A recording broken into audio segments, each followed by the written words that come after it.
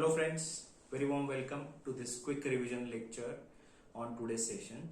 Today we discussed one important service which is covered by reverse charge mechanism provisions of GST. We were referring to notification number 13 by 2017 which was issued on 28th June of 2017. Now I want you to refer your page number 62 of part 1 of your notes wherein what chart is given, wherein transportation services and different scenarios in which a transportation services can be categorized as either exempt or forward tax chargeable to tax or reverse charge chargeable to tax, those scenarios are discussed. So quickly we will try to revise. It is a transportation service, but if the transportation service is provided by goods transport agency, what is a good transport agency? Goods transport agency is some agency that is providing goods transportation services and essentially issuing consignment note or bilty or by whatever name you call it, but issues a document which contains the details of the goods which are being transported.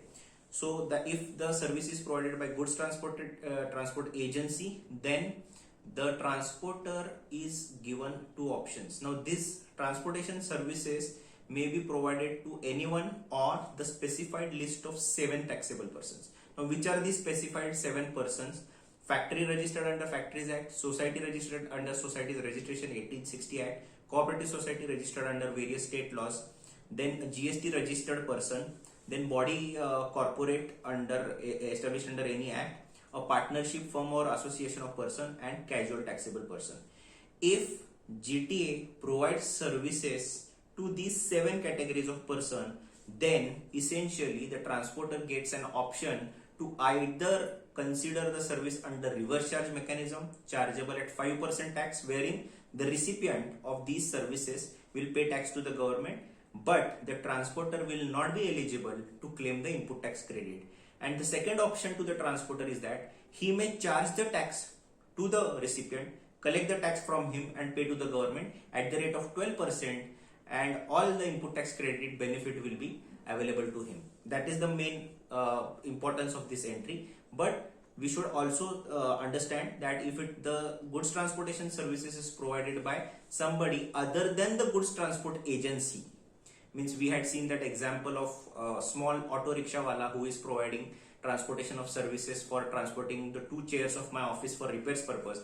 In that case, please note that the services is covered by exemption entry and that is not taxable.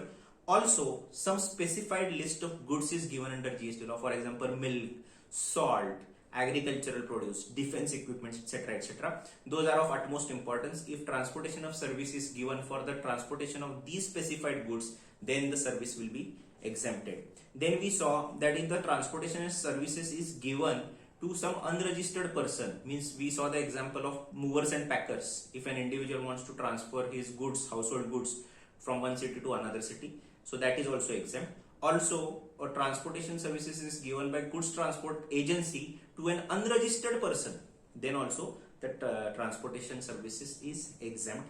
And we saw 2 examples of small value consignments wherein either 750 per consignment or 1500. Those are the 2 limits. If the value is below that, then also the transportation service is exempt.